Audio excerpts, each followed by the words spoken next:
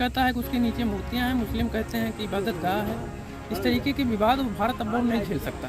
हिंदू मुस्लिम बहुत हुआ, इसलिए मैंने माननीय न्यायालय से मांग की है कि उन 22 कमरों को खोल के उसके अंदर जो भी चीज़ें हैं एक बार सार्वजनिक कर दीजिए, क्योंकि वो विवाद की संभावना जो है वो खत्म हो जाए सदा के लिए। ये जो प्रॉपर्टी है ये पैलेस था और शाहजहां ने इस पे कब्जा किया। अच्छा है कि इन्होंने किसी ने आवाज उठाई और पिटीशन फाइल की है। उसके लिए कोई भी अगर आवश्यकता पड़ेगी दस्तावेजों की या कुछ भी, तो हमारे वहाँ ट्रस्ट में पोती खाना भी है। जो भी डॉक्यूमेंट्स है हम लोग प्रोवाइड करेंगे। अगर कोर्ट आदेश देगा तो डेफिनेटली हम लोग प्रोवाइड करेंगे।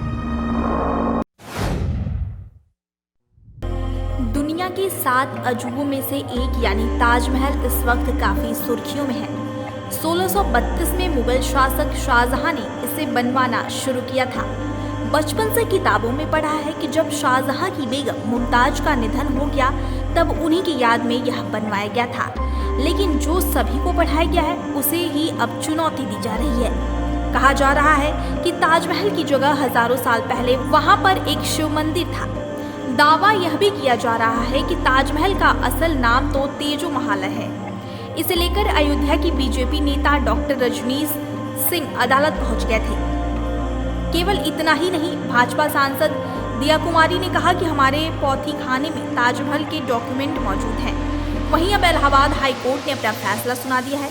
इस फैसले के पूर्व कोर्ट में 45 मिनट तक बहस हुई। साथ ही जस्टिस DK उपाध्याय ने याचिकाकर्ता को फटकार लगाते हुए कहा कि जनहित याचिका व्यवस्था का दुरुपयोग न करें। कल आप आएंगे और कहेंगे कि हमें माननीय जज के चैम्बर में जाने की अनुमति चाहिए। ताजमहल किसने बनवाया, पहले जाकर रिसर्च करो, यूनिवर्सिटी जाओ, PhD करो, पढ़ाई करो, तब कोर्ट आना। इतिहास क्या आपके मुताबिक पढ़ा जाएगा। लेकिन अब हाई कोर्ट ने याचिका खारिज कर दी है, जिसका मतलब अब कोई कमरे नहीं खोले जाएंगे।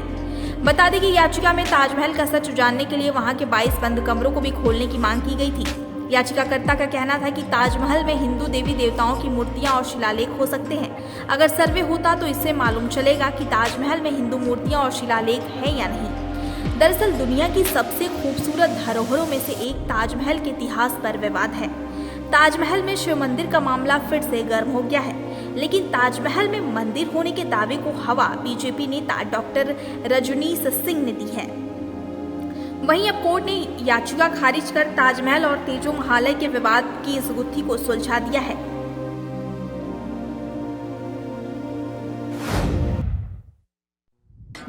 जी बिल्कुल। वो जो जमीन थी वो उसकी जो वहां पर हमारे पास भी जो दस्तावेज हैं उसमें ये जो प्रॉपर्टी है ये पैलेस था और शाहजहां ने इस पे कब्जा किया। और उस समय तो क्या है कि सरकार उन्हीं की थी।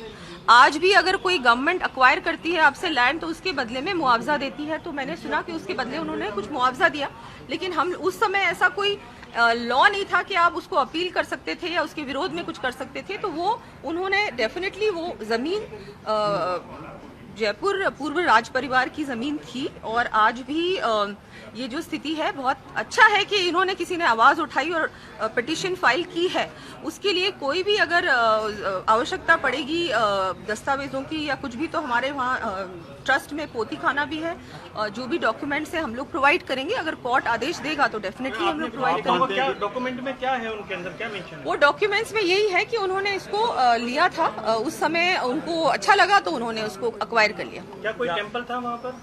वो अभी इतना कुछ मैंने देखा नहीं है, लेकिन डेफिनेटली वो जो प्रॉपर्टी थी वो बिल्कुल हमारे परिवार की थी। आपको मानना है कि ताजमहल को तोड़ देना चाहिए? और मैं ये नहीं कहूंगी। इस पे पूरा जो उन्होंने कहा है कि कमरे खोले जाने चाहिए, कुछ कमरे हैं जो बंद हैं, कुछ पार्ट है ताजमहल का जो बंद है, सील्ड है, उस पे डेफिनेटली इंक्वायरी होनी चाहिए। उसको खोलना चाहिए कि वहाँ क्या था क्या नहीं था। देखिए वो सारे फैक्ट्स तो तभी एस्टेब्लिश होंगे जबकि एक बार प्रॉपर उसकी इंक्वायरी होगी और कोर्ट आदेश देगा कि इसको डेफिनेटली इसमें पता करना चाहिए कि पहले क्या था। आप लोग भी कोई याचिका लगाएंगे इसको लेकर? अभी हम लोग देख रहे हैं इसको एग्जामिन।